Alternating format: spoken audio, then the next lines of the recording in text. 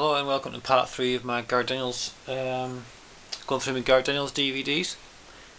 We left off looking at his worst film, the worst film, Pocket Ninjas.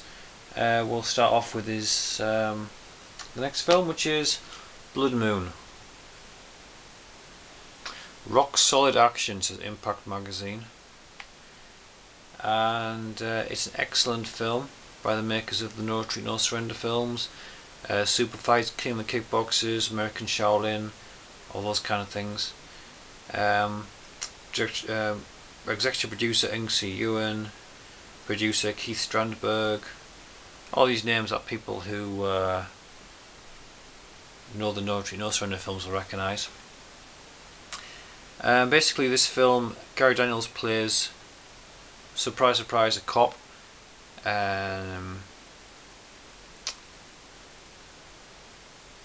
He was like a specialist in hunting serial killers, and him and his partner, played by Chuck Jeffries, who's an excellent martial artist, kind of like the Eddie Murphy of martial arts films. He was in the Cynthia Rothrock film Honor and Glory, and also the Richard Norton film Death Fight. They team up. Obviously at first they hate each other, as is always the way with these things. They become friends, and they team up to catch a serial killer who's killing rival martial arts experts, and he only kills when there's a blood moon in the sky, hence the title Blood Moon. And the serial killer is played by Darren Charlavy, one of his first major roles, becoming quite a major star, well, quite a reasonably big star at the moment. Small parts in Mission Impossible, Ghost Protocol. He was in the Mortal Kombat Legacy series. He started off in films like Tai Chi Fist, Techno Warriors, Lethal Combat, Cold Vengeance, which I've got, and excellent British martial artist. Some great martial arts fights in this. We've got Gareth Daniels fighting Darren Charlavy. It's pretty good. Also a little guest appearance by Joe Lewis, the supposed greatest karate expert of all time, who sadly died a few months back. Very sad.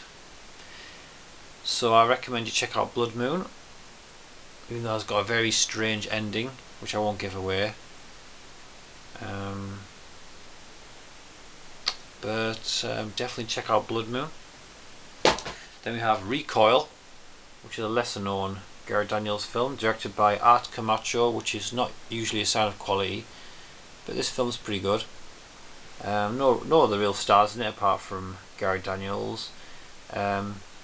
Basically he plays a cop again, Detective Ray Morgan, and following a botched bank robbery, the son of a crime lord ends up dead. Naturally the crime lord wants revenge, goes after Gareth Daniels, ends up killing his partner, and sadly ends up killing Gareth Daniels' family. So of course Gareth Daniels goes on the rampage, goes on the warpath, fights back, and that's when the film comes into its own. Gareth Daniels versus about 2,000 gangsters. Says in the back, this movie proves that when you have nothing left to lose, revenge is the only way to live. That's a nice lesson for life, something to teach your kids. Definitely I would recommend Recoil. Excellent martial arts film, not very well known.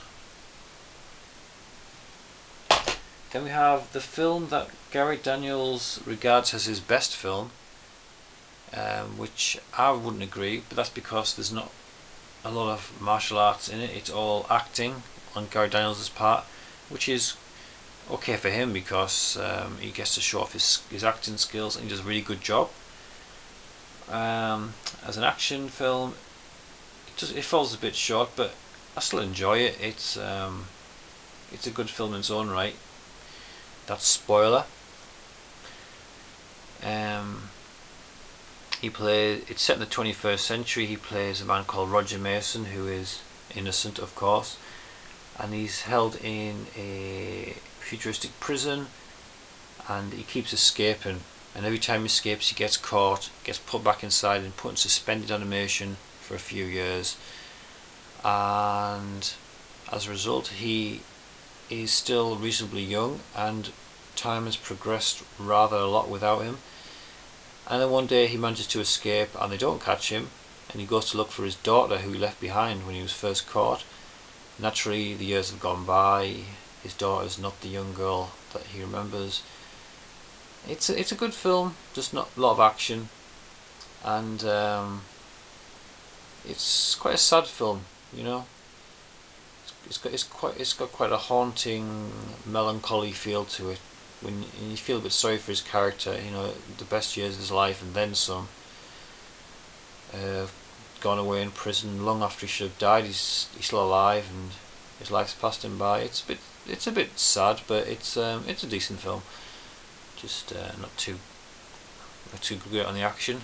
Gary Daniels' favourite film of his. Spoiler. Quite hard to find DVD actually.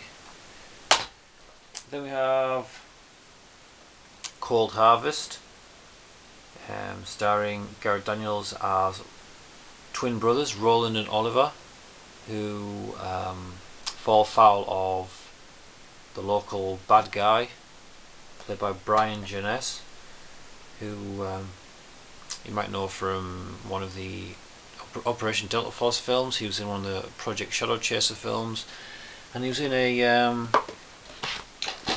Cyborg Cop 3, and he was also in a short-lived, ran for 2 series, short-lived TV series in the early 90s alongside Carl Weathers from the Rocky films called Street Justice.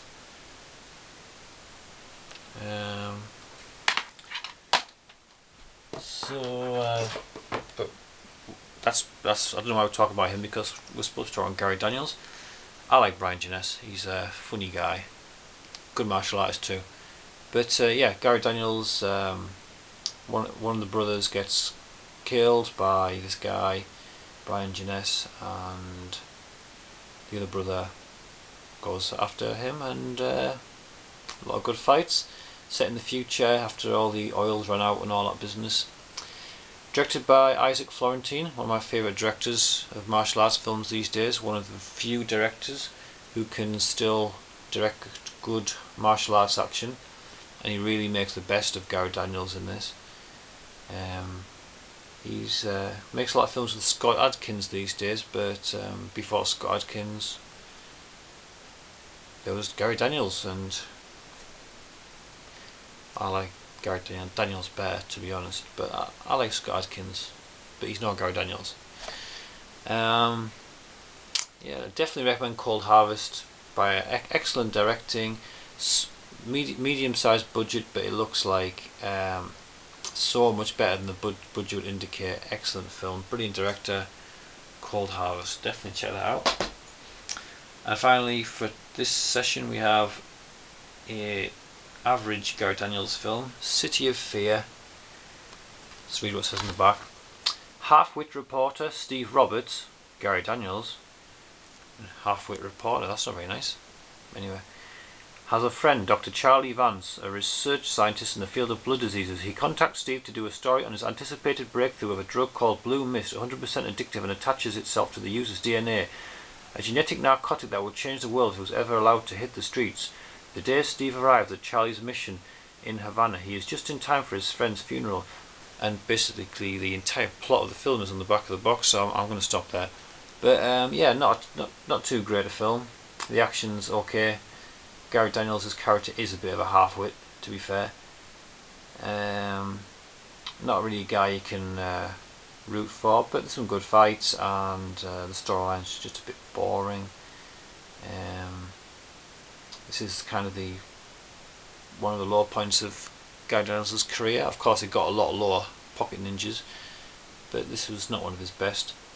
He also did a film around about the same time called Black Friday, which is also rubbish, and I don't have it because I've seen it and I didn't like it, so I'm not going to buy a film that I don't like. But I bought this because, well, it was like it was £1, but you know, I don't hate it, but it's not one of his best.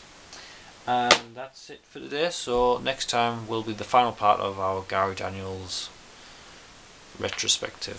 Thanks for watching. Bye.